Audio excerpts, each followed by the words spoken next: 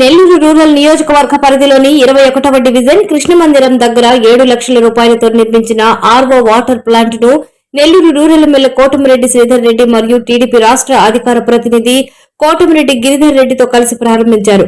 కూటమి ప్రభుత్వం అధికారంలోకి వచ్చాక ముఖ్యమంత్రి చంద్రబాబు నాయుడు నాయకత్వంలో రాష్ట్రమంతటా అభివృద్ధి పనులు ఊపందుకున్నాయని ఎమ్మెల్యే కోటమిరెడ్డి శ్రీధర్ రెడ్డి అన్నారు.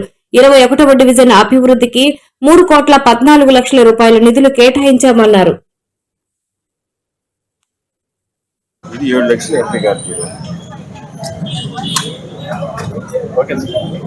చాలా సంతోషం.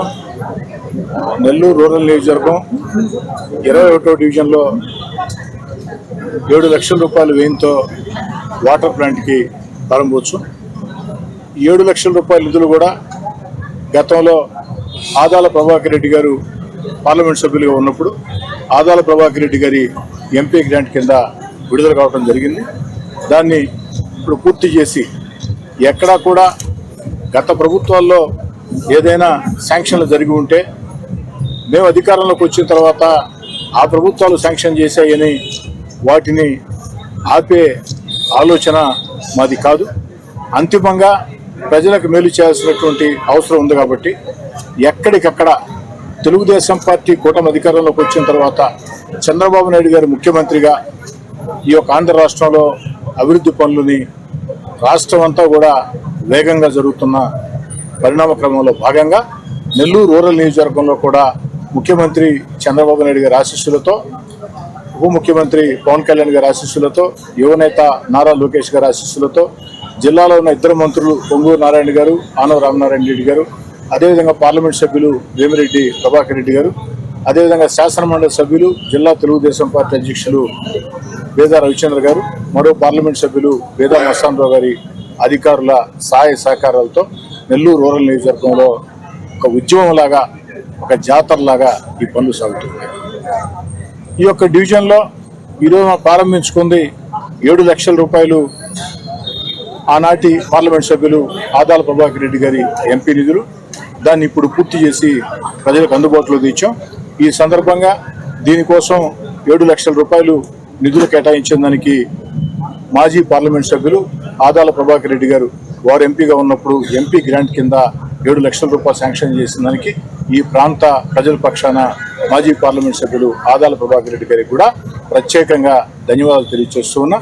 అదేవిధంగా తెలుగుదేశం పార్టీ కూటమి అధికారంలోకి వచ్చిన తర్వాత ఈ డివిజన్లో పూర్తి చేసుకున్నటువంటి పనులు అక్షరాల 3,14,00,000 రూపాయలు.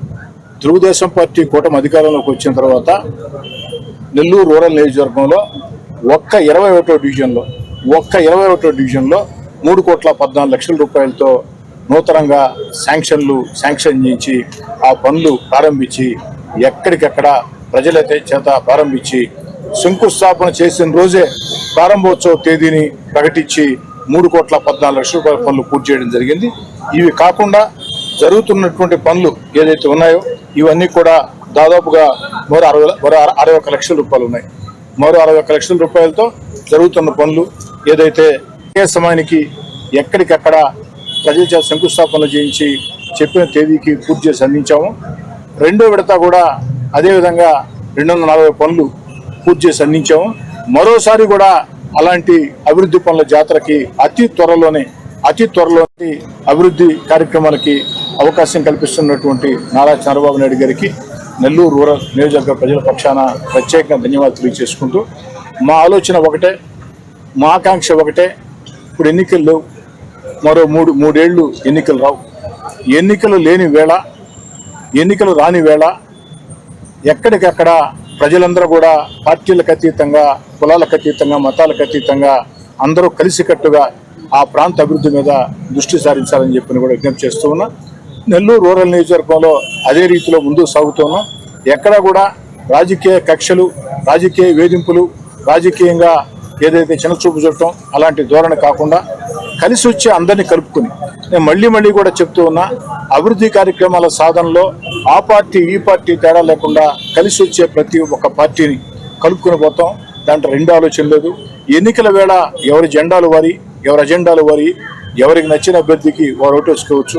ఎన్నికలు లేని వేళ అందరం కలిసికట్టుగా ఒక్క తాటి మీద ఉంటేనే ఆ ప్రాంతాలు అభివృద్ధి చెందుతూ ఉన్నాయి. ఆ రీతిగా నెల్లూరు రూరల్ ముందుకు సాగుతూ ఉన్నాం. దీనికి ఉదాహరణే ఇటీవల పొట్టేపాలెం కలుజు మీద ఆ బ్రిడ్జి శంకుస్థాపన చేసినప్పుడు ఆ పొట్టేపాలెం కలుజు మీద ఆ బ్రిడ్జి శంకుస్థాపనకి కేవలం తెలుగుదేశం, జనసేన, బీజేపీ నాయకులే కాకుండా సిపిఎం, సిపిఐ, కాంగ్రెస్ కలిసి వచ్చే ప్రతి రాజకీయ పార్టీని ఆహ్వానించడం జరిగింది. అదేవిధంగా ఈ యొక్క అభివృద్ధి కార్యక్రమాల్లో ఏదైతే మాకు ప్రధాన ప్రత్యర్థి ఉన్నారో వైఎస్ఆర్ కాంగ్రెస్ పార్టీని కూడా కలుపుకుని వెళ్ళడానికి అభివృద్ధి కార్యక్రమాల విషయంలో మాకు ఎలాంటి అభ్యంతరం లేదు. కాబట్టి అందరిని కూడా కలిసి రమ్మని చెప్పని స్వాగతిస్తూ ఉన్నా. మరోసారి ఈ యొక్క ప్రాంత అభివృద్ధి కోసం అధికంగా నిధులు కేటాయిస్తే దగ్గర ఉండి ఆ పనులు మొత్తం కూడా పర్యవేక్షించి ప్రజలను భాగస్వాములు చేసినటువంటి స్థానిక నాయకులందరికీ, క్లస్టర్ ఇన్ఛార్జికి కానీ, కో క్లస్టర్ ఇన్ఛార్జికి కానీ, డివిజన్ అధ్యక్షుడికి కానీ అందరికీ, అదేవిధంగా తెలుగుదేశం పార్టీకి అన్ని రకాల సహకరిస్తున్నటువంటి జనసేన, బీజేపీ ఆ యొక్క నాయకులకు కానీ అందరికీ ప్రత్యేకంగా ధన్యవాదాలు తెలియజేసుకుంటూ ఈరోజు ఈ ప్రాంతంలో ఈ యొక్క వాటర్ ప్లాంట్ 7 లక్షల రూపాయల నిధులు పార్లమెంట్ సభ్యులుగా ఉన్నప్పుడు నిధులు కేటాయించేదానికి ఆనాటి పార్లమెంట్